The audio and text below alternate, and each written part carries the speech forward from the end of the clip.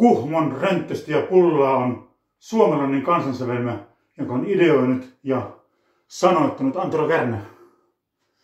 Sen on säveltänyt, kitaralle sovittanut ja siinä laulaa Turun musiikkistudio.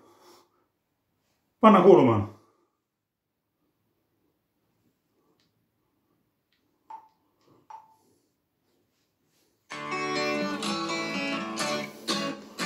Me tullaan, me iloisina tullaan. Saammehan kohta kahvit rönttöstä ja pullaa. Kuhmon torille kun tullaan, siellä kansa rohmuaa.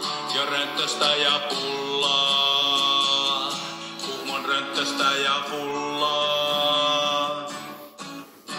Me tullaan, me ystävinä tullaan. Me tansseihinko tullaan? Vai Kuhmon saleihin yleisöksi tullaan? Täällä kaikki rohmuaa, vain rönttöstä ja pullaa. Kuhmon rönttöstä ja pullaa. Me tullaan, Kuhmon metällekin tullaan. Marjassakin käydään, kerran tänne asti tullaan.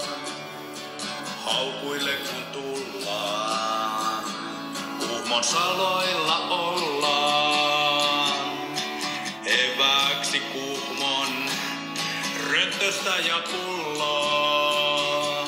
Kuhmon rönttöstä ja pullaa.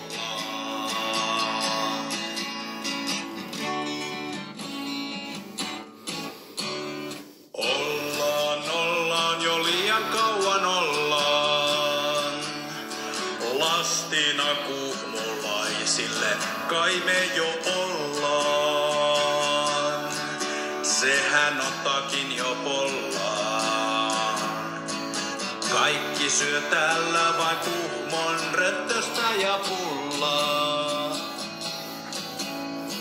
Kotiin saatava on rönttöstä ja pullaa. Kuhmon rönttöstä ja pullaa.